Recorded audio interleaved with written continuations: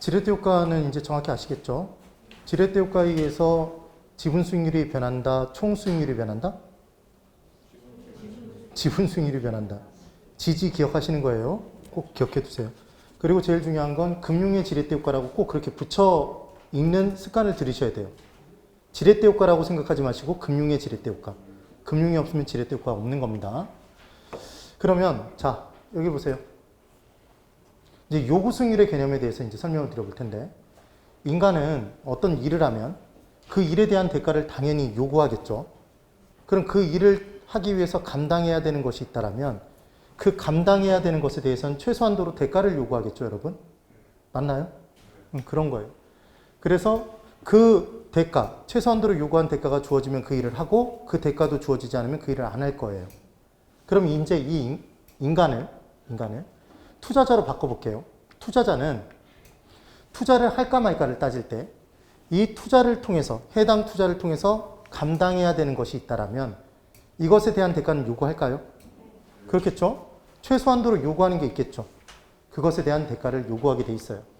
그러면 투자의 정의가, 투자는 확실한 현재의 확실한 지출을 포기하는 대신에 미래의 불확실한 수입을 선택하는 행위라고 얘기를 했습니다. 그럼 투자를 하면 감당해야 되는 것이 크게 두 가지가 있다는 거죠. 첫 번째로 현재의 돈을 포기했나요?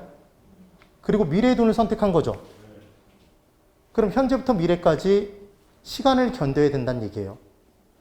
1년 뒤에 수입이 발생하는 투자다 그러면 1년이란 시간을 견딘다는 거죠. 3년 뒤에 미래 수입이 발생한다 그러면 3년이란 시간을 견뎌야 된다는 얘기예요. 시간을 견뎌야 되고, 그 다음 이 미래 수입이 똑같이 실현되지 않을 확률, 불확실성도 견뎌야죠. 그게 투자의 뭐였죠? 위험이죠, 위험. 그래서 투자자는 기본적으로 투자를 하면 두 가지를 견뎌야 되더라. 무엇과 무엇을?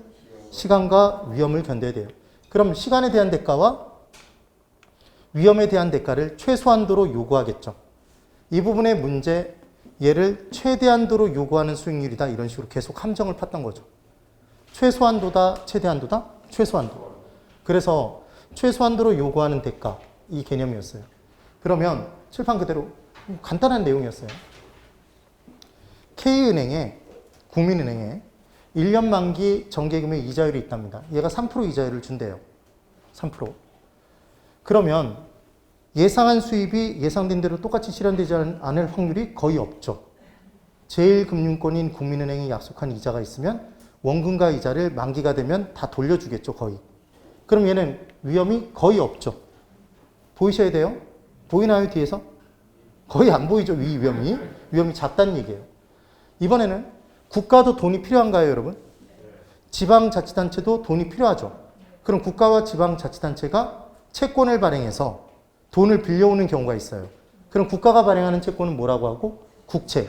지방자치단체가 발행한 채권은 지방채. 얘를 공채라고도 얘기를 한다고요. 그럼 결국 국공채라는 건 국가, 지방자치단체 등이 돈을 빌리기 위해서 발행한 채권이라고 보시면 돼요. 그래서 이 채권의 이자율이 얼마냐면 3%랍니다. 그럼 이건 누가 약속한 거죠? 이 이자를 주겠다고? 국가가 약속했잖아요. 그럼 국가가 부도나는 경우는 거의 없다고 보기 때문에 약속한 이자를 거의 확실하게 받을 수 있을 거라는 거죠. 그러니까 얘는 이 3%의 수입이 똑같이 실현되지 않을 확률이 더 작죠. 그래서 우리는 이때 정기금이나 국공채에 투자를 한다면 감수해야 되는 위험이 없으니까. 수익률을 요구하긴 하는데 얘는 위험이 하나도 없는 상태의 수익률이라고 해서 얘를 뭐라고 한다? 없을 무자에 그래서 무위험률 이렇게 표현을 했던 거죠. 그래서 무위험률은 순수한 무엇에 대한 대가다? 시간에 대한 대가가 된다. 그래서 시험 문제에서 무위험률이 3%다, 4%다 이렇게 주기도 하지만 정기금의 이자율로 주거나 국공채 이자율로 주면 걔는 뭘 줬구나? 무위험률을 줬거나 무위험률을 준 것이다. 이걸 판단하시면 된다고요.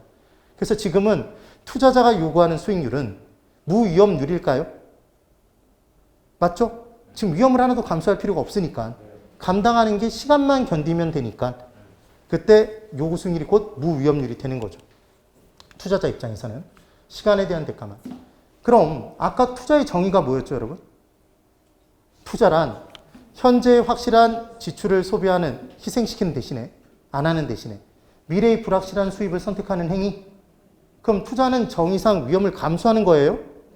근데 지금 정기금에 투자하는 건 위험을 하나도 감수하지 않잖아요. 그러니까 얘는 진정한 의미의 투자라고 볼 수 없겠죠. 되셨나요? 이 표현이 나온 거죠. 그런데 이번엔 튼튼전자가 있답니다. 튼튼전자가 신제품 하나를 개발했어요. 그럼 이제 개발하려면 공장 설비, 장비 등을 갖춰야 될 거잖아요. 목돈이 필요하니까 돈을 빌려오기 위해서 채권을 발행했네요. 회사가 발행하는 채권을 뭐라고 할까요? 회사채, 줄여서 사채. 그래서 얘가 회사채를 발행했는데 얘 이자율을 3%만 주겠다고 얘기를 한 거예요. 그러면 아무리 튼튼해도 아까 국민은행 그리고 정부가 약속한 것보다는 얘는 뜯길 확률이 커지겠죠. 그러니까 3%로 똑같이 실현되지 않을 확률, 위험이 존재한다고요. 그리고 이번엔 부실전자가 있답니다. 부실전자는 말 그대로 부실해요. 무너지기 직전이에요. 근데 얘가 돈을 빌려달래요. 그러면서 1년 만기 회사채를 얘도 발행했어요.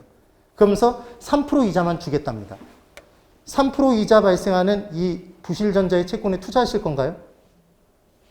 하실 분 손 들어보세요. 안 하시겠죠? 그러니까 이 상태로는 얘는 채권이 시장에서 팔릴 수가 없다고요. 그럼 당연히 얘는 이자율을 더 올려줘야 되겠죠. 그럼 이자율이 올라가는 이유가 얘는 약속한 이자를 똑같이 못 받을 확률이 그만큼 큰 거잖아요. 그래서 위험이 크죠, 지금. 그럼 투자자 입장에서는 감수해야 되는 위험도 있으니까 그 위험에 대한 대가도 요구할까요? 요구하겠죠. 그래서 심야의 택시를 타면 심야의 택시를 타는 것에 대한 대가로 뭐가 붙더라? 할증이 붙더라. 그래서 위험에 대한 대가는 뭐라고 한다? 위험 할증률이라고 하는 거죠. 되셨어요? 그러니까 위험에 대한 대가는 뭐다? 위험 할증률. 그러면 지금 튼튼전자와 부실전자에 투자하게 되면 시간도 어차피 견뎌야 되죠. 1년이란 시간도 견디고 위험도 견뎌야 되는 거잖아요. 그러니까 무위험률도 더해서 더 요구하겠죠. 이해가 되셔야 돼요. 그래서 이때 얘는 수익률이, 이자율이 5%로 올라간 거고 뭐가 더 더해져서? 위험에 대한 대가가 더해져서 2%만큼 더해져서 5%일 때 투자자가 투자를 할 수 있는 투자가 된다는 얘기죠, 지금. 얘는 위험이 마구 크니까, 매우 크니까 얘는 20% 이자를 지불해 줘야지만 가능할 것이다. 이런 얘기가 나온 거예요. 칠판 그대로 보세요. 여기 잘 보세요. 지금 제가 적은 이 수익률, 이 회사가 주겠다는 이자인 거죠. 이자율이에요? 이자율이에요? 그럼 얘는 기대 수익률이죠, 실은. 투자에서 기대되는 수익률이잖아요. 그 투자의 수익률. 근데 얘가 왜 올라갔죠? 투자자가 요구하는 수익률이 올라가서 뭐가 올라간 거예요? 기대 수익률이 실은 올라간 거죠. 그러니까 투자자가 요구하는 수익률이 낮으면 그 투자는 시장에서 기대 수익률이 낮아도 실제 투자가 이루어지는 시장에 존재할 수 있는 투자가 되는 거고, 위험이 커져서 투자자가 요구하는 수익률이 전반적으로 커져버리면 기대 수익률이 낮은 상태에서는 투자가 이루어지지 못하니까 올라갈 수밖에 없다는 얘기죠, 지금. 그 얘기를 한 거예요, 지금. 이해가 되시면 됩니다. 그럼 이제 사례 하나를 볼 텐데, 자, 여기서는 이제 투자자의 유형을 공부할 거예요, 여러분. 뭘 공부하는지 이해를 하셔야 돼요. 잠깐만, 우리가 공부한 내용들 잠깐만 정리를 하고 넘어가 볼게요. 이쪽 보세요. 투자로는 누구 입장에서 공부한다? 투자자. 근데 투자자의 종류는 크게 둘이다. 내 돈을 갖고 투자하는 사람, 남에게 돈을 빌려줘서 투자하는 사람. 이렇게 둘이 있죠. 그럼 내 돈을 갖고 투자하는 사람은 무슨 투자자? 지분 투자자. 남에게 돈을 빌려줌에 따라 이자 수입을 목적으로 하는 사람은 저당 투자자. 우리는 다 무슨 투자자? 지분 투자자. 그래서 지분 투자자 입장에서 판단한다고 그랬어요. 그때 투자를 할 때는 세 가지를 중요시 여긴다고 그랬죠. 무엇과 무엇? 투자의 금액이 얼마인지, 투자액. 투자 수익이 얼마인지. 그래서 투자액에 대한 수익의 비율, 수익률이 얼마인지 얘를 따지더라. 그때 투자액과 수익은 돈이다, 돈이 아니다? 돈이었죠. 돈, 금액. 더하기 빼기가 가능하다? 가능하다. 근데 수익률은 비율이기 때문에 더하기 빼기를 할 수 없다? 라고 얘기했던 거예요. 그래서 수익률은 내 돈의 수익률과 남의 돈의 수익률을 무슨 평균에서 구한다? 가중 평균에서 구한다. 그래서 총 수익률은 실은 더하기는 더하기인데 내 돈의 수익률과 남의 돈의 수익률을 그냥 더한 게 아니라 가중치 곱해서 더했죠. 그래서 지분의 가중치가 지분 비율이었고, 지분 비율. 저당 투자액의 가중치가 저당 비율이었죠. 그럼 그 두 비율을 더하면 100%가 돼야 된다? 이렇게 얘기를 했던 거고. 투자자는 부동산이 비싸다 고가성을 띠니까 남의 돈을 빌려서 투자하더라. 그게 금융. 근데 남의 돈을 빌리면 금융의 지렛대 효과가 발생한다. 그때 금융의 지렛대 효과에 의해서 변하는 건 무슨 수익률이 변하는 거다? 지분 수익률이 변한다. 그때 지분 수익률의 판단을 해주실 수 있어야 됐었고, 정인지 분지 중립적 지렛대 효과인지 지분 수익률 별도로 계산해 주실 수 있어야 된다고 그랬어요. 그래서 소자 이자를 내고 집으로 돌아오겠습니다. 그래서 식을 세워놓고 집어넣으시면 된다고 그랬죠. 그때 임대 수입, 순영업 소득이 소득이득이고 자본가치 증가를 통한 이득은 부동산 가치의 가치 상승률 곱해주면 나온다고 그랬죠. 이자액 어떻게 계산한다? 저당의 이자를 곱하면 된다고 그랬어요. 맞아요. 그리고 가격은 수익률분의 수익. 이 식이 정말 중요하다고 그랬죠. 그래서 사는 시점에 뭐가 정해진 것일 때, 수익이 정해져 있는 것일 때, 임대 수입이 정해져 있을 때, 더 높은 가격을 지불할 것이냐, 더 낮은 가격을 지불하고 살 것이냐는 수익률에 달려져 있다. 그래서 사는 시점에 더 낮은 수익률을 감당할 수 있다면 더 높은 가격을 지불할 수 있다. 그 얘기고, 사는 시점에 더 높은 수익률을 누리고 싶으면 가격을 더 싸게 주고 사야 된다. 그래서 가격과 수익률은 반비례였죠. 그리고 가치는 균형을 이루고 수익률 균형 이뤘어요. 그래서 투자 가치와 시장 가치는 같아지고 끝나고 기대 수익률과 요구 수익률도 같아지고 끝나죠. 그게 딱 기억나시면 돼요. 그래서 수익환원법에서 고개 드시고 수익환원법에서 미래 수익을 현재 가치로 고친 값이 수익 가액인데 수익 방식으로 가격을 평가한 것인데 토지는 영속성을 띠니까 미래 수익이 큰데 발생될 미래 수익이 건물은 상각되는 만큼 미래 수익이 더 작더라. 그러니까 가격을 더 낮게 평가해야 된다. 건물은 토지보다. 그럼 가격을 낮게 평가하기 위해선 수익률을 올려야 된다. 올리기 위해선 더한다. 더해야 올라가잖아요.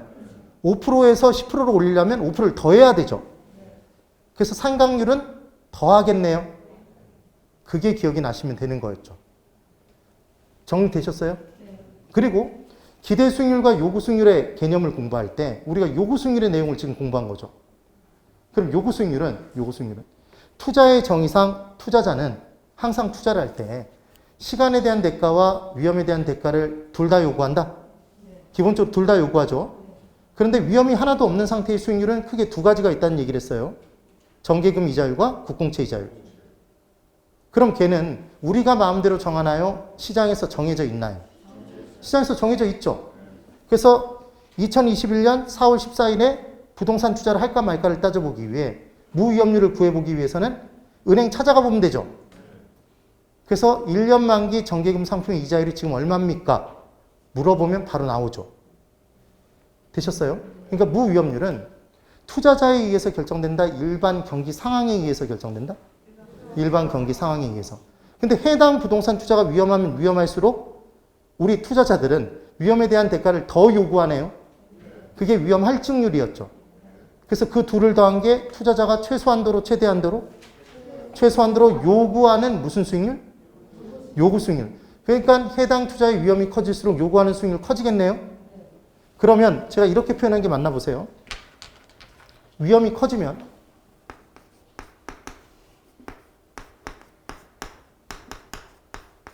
수익이 커진다. 이해 오나요? 5인가요?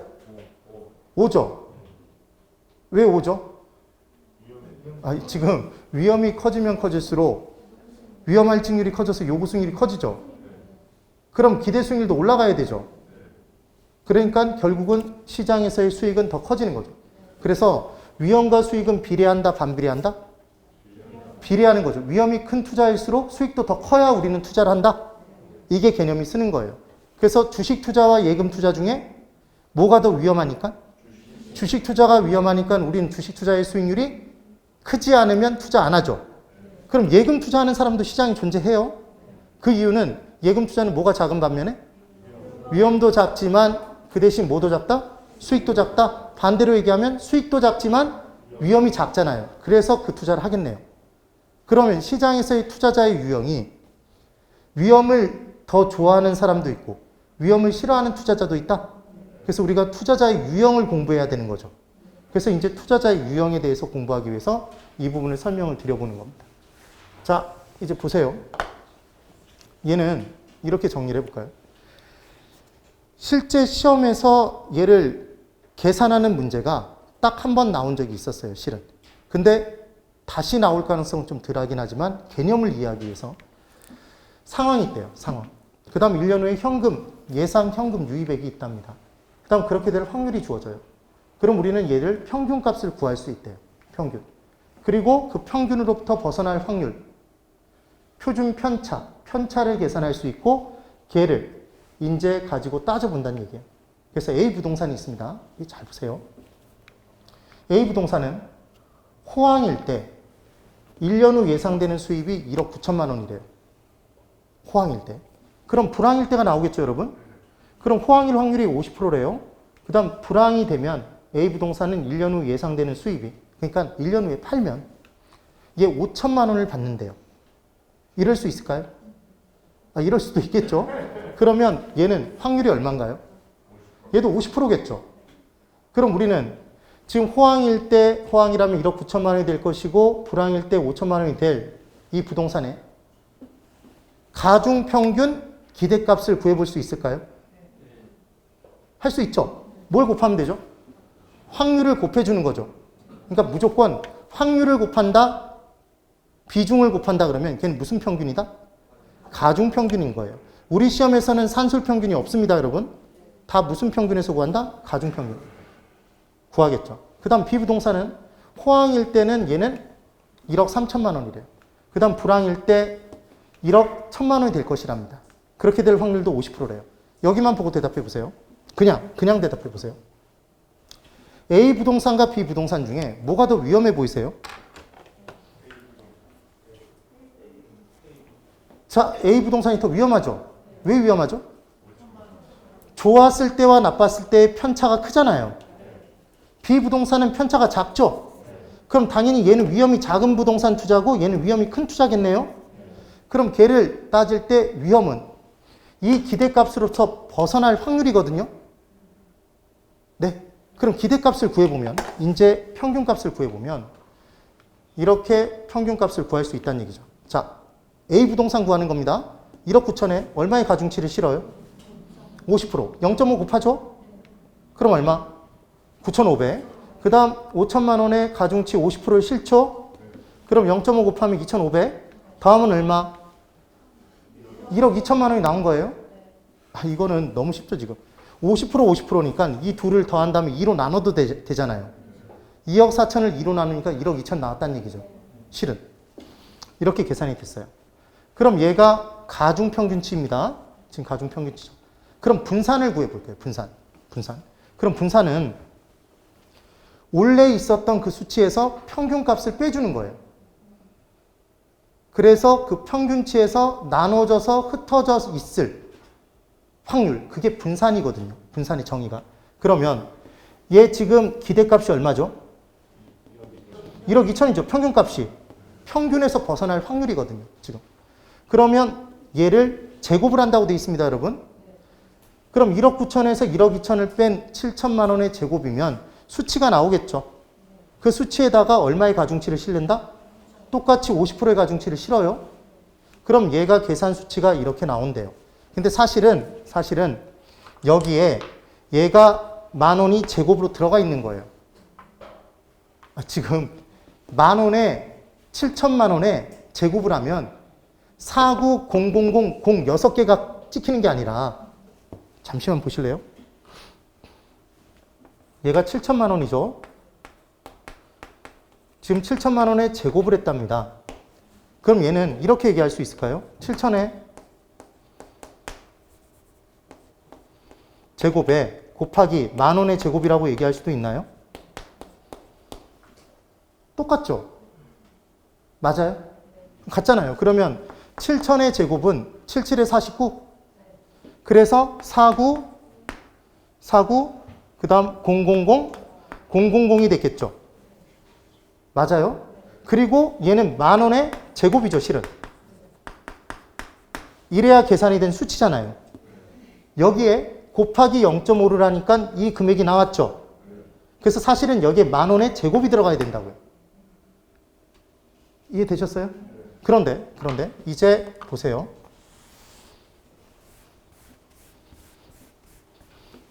그래서 얘를 또 계산할 때 이 5천만 원에서 벗어날 것도 구해야 되잖아요. 그럼 5천만 원에서 이제 얼마 빼죠? 평균값 빼죠. 그럼 5천에서 평균값 1억 2천만 원 빼면 그 다음 50%를 곱하면 얘도 똑같은 금액이 나오겠네요. 마이너스 7천의 제곱이니까 마이너스가 띄어지겠죠. 자, 여기서 한 가지. 왜 제곱을 할까요? 지금 얘 7천만 원입니다, 여러분. 그냥 차액만 계산하면 이게 7천만 원. 얘는 마이너스 7천만 원이죠. 그럼 곱하고 더하면 얘는 빵이 되나요? 지금 평균값으로부터 벗어날 것들을 구하니까 평균은 더 넘치는 것과 모자라는 것의 평균 낸 거잖아요. 그럼 결국은 그 값을 평균값으로 벗어날 걸 그냥 계산하면 더하고 뺀 거는 합치면 빵이 나오게 돼 있다고. 빵이. 그러면 얘가 위험이 큰지 작은지를 이 수치를 가지고 분석할래 할 수가 없어요. 그러니까 뭐라는 거냐면 제곱을 때려버리는 거죠. 제곱을. 그래서 0을 만들지 않기 위해서 제곱을 해버리면 이 수치가 이제 나온다는 얘기입니다. 지금. 그래서 원래 여기에 뭐가 들어있다고요, 여러분? 10,000원의 제곱이죠? 이게 무슨 수치다? 이게 지금 계산한 분산 수치인 거예요. 분산. 근데 이 분산에 제곱근을 씌우면 얘를 표준 편차라고 해요. 지금 점점 갈수록 산으로 가고 있죠? 그래서 얘 표준 편차가 나오는데 그럼 49 000 10,000의 제곱이었죠? 여기다가 제곱근을 이렇게 씌워버리면 제곱근을 씌우면 얘는 7천의 제곱이었잖아요. 그러니까 얘가 벗겨지면 7천만 원이 나오겠죠. 얘 10,000원의 제곱에 지워지니까 10,000원이겠죠, 지금. 그럼 결국은 표준 편차가 7천만 원인가요? 어렵게 얘기했지만 이 내용인 거예요, 지금. 그럼 이제 굉장히 복잡하게 얘기를 했지만 실은 무슨 말씀을 드린 거냐면 우리는 분산의 수치가 지금 이게 7천만 원이었던 거 기억하셔야 돼요. 이게 7천만 원 계산이 된 거죠. 그럼 기대값 1억 2천이고 표준 편차는 7천만 원입니다. 실제 시험장에서 이 문제를 이렇게 풀어야 된다면 저도 포기해 버릴 거예요. 이걸 어떻게 이렇게 풀겠어요? 그래서 푸시는 방법은 뭐냐면 얘 평균값까지는 계산하실 수 있죠. 그럼 1억 2천을 딱 집어넣고 보면 1억 2천만 원을 집어넣고 보면 얘 7천만 원 차이 발생하나요? 밑으로도 7천만 원 발생하죠? 그러니까 얘는 위험이 7천만 원이다 이렇게 계산하면 된다고요. 되시겠어요? 그럼 이제 비부동산을 볼게요. 비부동산.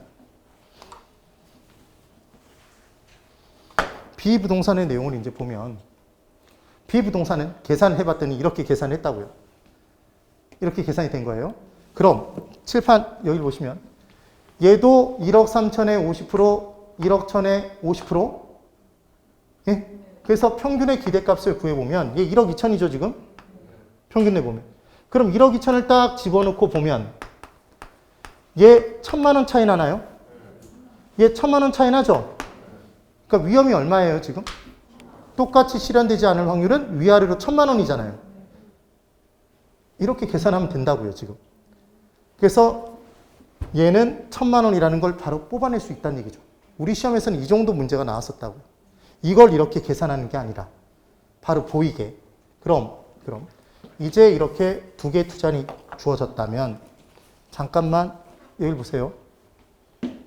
얘 표준 편차가 1,000만 원이래요. 아까는 7천만 원이었죠, 여러분. 그럼 편차가 클 수밖에 없는 게 여기 1억 3천에 1억 2천이에요. 그럼 얘가 편차가 천만 원이죠. 얘도 천만 원이죠. 걔들 제곱해서 가중치를 더하면 이 가운데 있는 처음 시작한 애들이 금액이 작잖아요. 말 그대로 편차가. 기대값으로부터 얼마 벗어나지 않았죠. 그럼 제곱을 해도 금액이 별로 크지 않겠죠. 근데 아까는 1억 9천에서 1억 2천을 빼니까 7천만 원이었죠. 5천에서 1억 2천 빼니까 7천만 원이었죠. 처음 시작이. 그러니까 이 금액이 크다고요. 그래서 우리는 분산의 수치가 큰 게 결국은 편차가 컸던 거죠. 평균으로부터 많이 벗어나 있었잖아요. 편차가 큰 거예요. 그게 위험이 크다라고 판단한다. 그래서 무조건 뭐만 기억하시면 되냐면 평균의 기대값이 기대 수익인 거고 그 투자의 수익이고 그리고 표준 편차 위험, 표준 편차 분산이 뭘 나타내고 있다? 위험을 나타내고 있다는 것만 기억해 두시면 된다는 얘기예요. 여기까지 됐죠? 그래서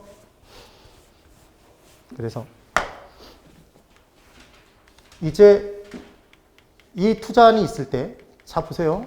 아까 봤던 그 투자안입니다. 얘 우리 계산한 거죠 지금.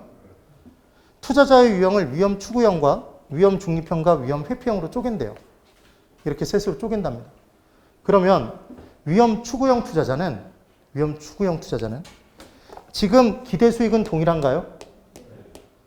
기대 수익이 1억 2천으로 동일한데 위험 추구형은 뭐에 꽂혀 있냐면 수익이 커졌을 때에 꽂혀 있어요. 이 사람은 안 좋은 상황을 고려하지 않아요. 실은. 그럼 위험 추구형의 경우에는 똑같이 평균의 기대 수익은 1억 2천만 원인 두 개의 부동산 투자에서 뭘 선택할까요? 이 사람은 잘 됐을 때 1억 9천을 손에 쥐겠다 이걸 추구하겠죠. 그래서 A를 선택할 거예요.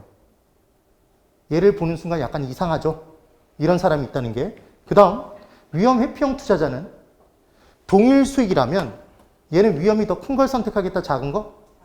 작은 것. 이 사람은 어디에 몰두하고 있냐면 동일 수익에서 수익이 떨어졌을 때를 보겠죠. 그럼 수익이 떨어져도 지금 1억 1천이잖아요. 얼마 떨어지지 않는 비부동산에 투자한다는 얘기죠. 되시겠어요? 그러면 얘를 정리하면 이렇게 얘기할 수 있나 보세요. 위험 추구형 투자자는 동일한 수익을 갖는 두 개의 투자안 중에 위험이 더 큰 투자를 선택하는 투자자다. 맞죠? 그럼 위험 회피형은 동일한 수익을 갖는 두 개의 투자안 중에 위험이 더 작은 걸 선택하는 투자자다. 맞죠? 그럼 여러분들은 거의 대부분 다 뭐죠? 위험 회피형이죠. 그래서 일반적인 투자자의 형태는 다 뭐가 된다? 위험 회피형이에요. 근데 위험 중립형 투자자는 말 그대로 위험에 대해서는 중립이에요. 위험은 안 따져요. 그럼 기대 수익이 똑같으면 위험 중립형 투자자는 두 개의 투자안 중에 하나를 선택할 수가 없겠네요. 오로지 판단의 대상이 수익이니까. 수익이 더 큰 걸 선택할 거니까. 선택 불가능. 그래서 위험 회피형 투자자가 일반적 투자자가 된다는 걸 기억해 두시는 거죠. 그래서 우리 시험 문제는 이제까지 계속 다 뭐로만 나왔냐면 위험 회피형 투자자를 전제로 문제가 나왔던 거예요. 되시나요? 네. 꼭 기억을 해두시면 돼요.